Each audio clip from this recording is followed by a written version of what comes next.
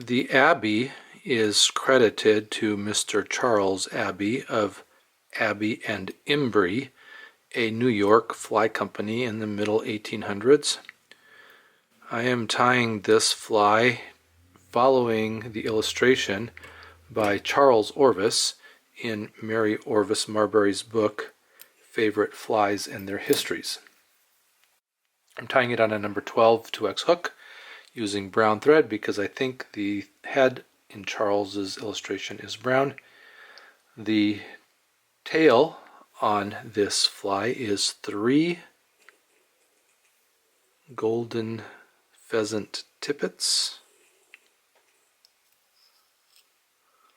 So I will tie those in back here above the barb.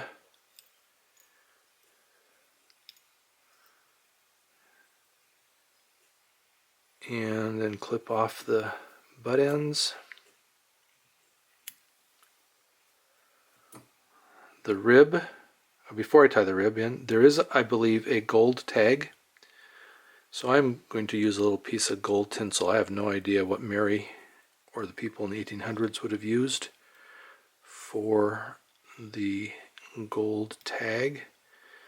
We have tinsel. This tinsel is a bicolor, so it's silver on one side and gold on the other. I tie it in with the gold side towards the hook. That way, when I wrap it, I'm flipping it over and wrapping it so the gold side shows. And I'll just put a few wraps right here between the tail and the abdomen, if I can do it without letting go of the tinsel.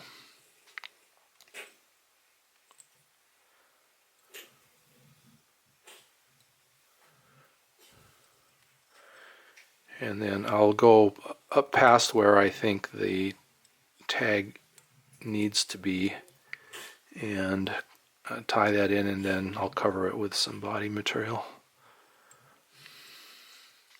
I have seen some others that tie this fly with that tag underneath of the tail, probably tie it in on the hook shank before the tail, but again, I'm trying to tie off of the illustration in Mary's book and not off of how other people currently tie this fly.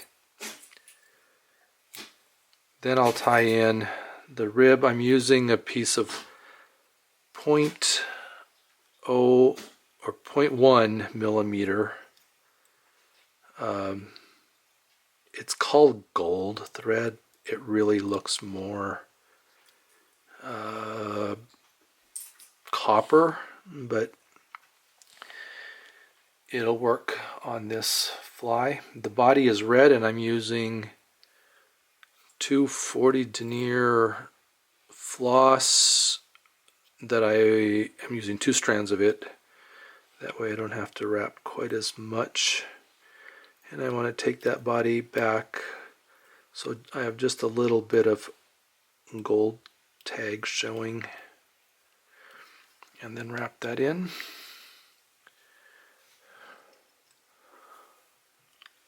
And twist those strands together so that they stay together as I wrap them.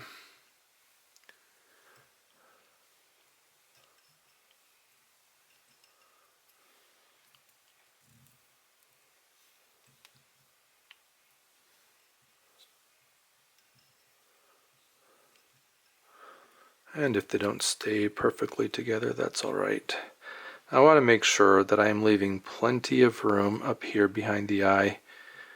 It's a good eye length, maybe a little bit more, because this has both a hackle collar as well as a wing. So I want to make sure that I'm leaving plenty of room to tie those in, and the head. Then I'm going to take that wire and I'm going to counter wrap it. So I'm going the, let's see, what is the opposite direction? I'm winding like this, so I got to go over the top. There we go. I always have to think about what the counter direction is. But counter wrapping the rib over body material makes sure that the rib is sitting on top of the material and not getting lost in the same direction as the body is wrapped. And then I'll catch that wire in. A few wraps, catching it in, then I'll go underneath of it. Some securing wraps. That makes sure that that wire is got that nice point right there where I can wiggle it and break it off.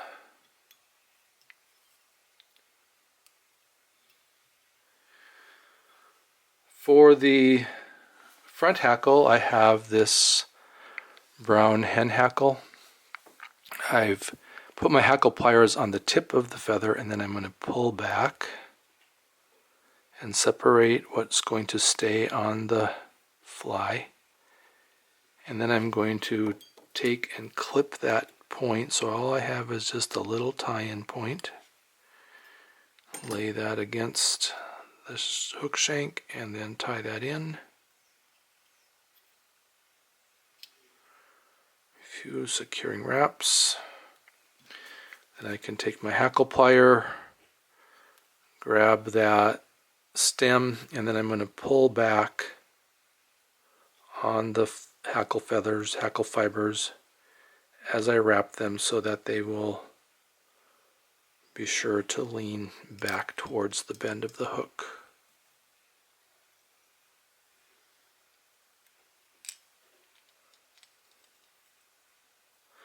And I'll just wrap until I am out of fibers on the stem, or I feel that I've got enough hackle, and that looks like it works out fine. Wrap up over that stem to catch it in. I can let go of it with the pliers, and then I'm going to pull back on everything, make sure my eye is clear and clean. Wrap up back over that stem, and then put a little bit of tension on my thread and grab that stem and snap it out.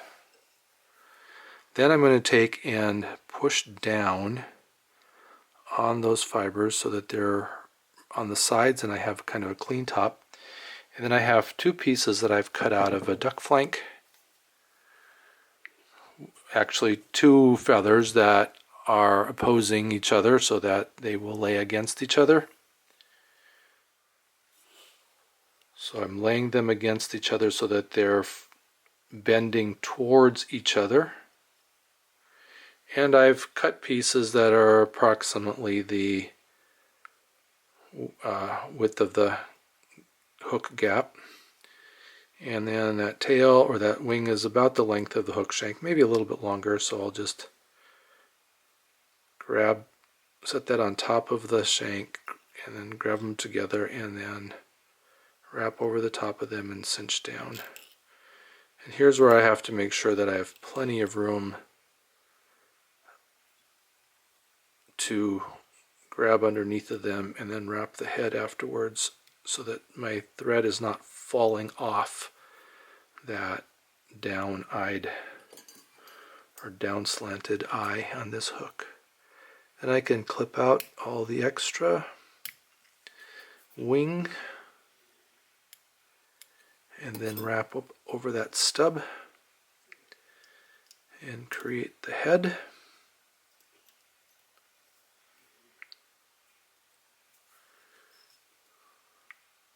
And that flank feather doesn't necessarily like to stay together.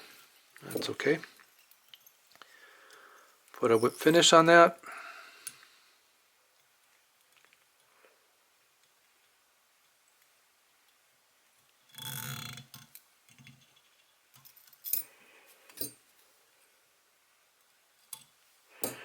And then I'm going to put a little bit of head cement. The head cement that I use is goop. It comes in a tube and it's diluted. And it looks dark when that head is wet, but as that goop dries, it will dry clear. An Abbey, as popularized by Mary Orvis Marbury in her book Favorite Flies and Their Histories, illustrated by her father Charles.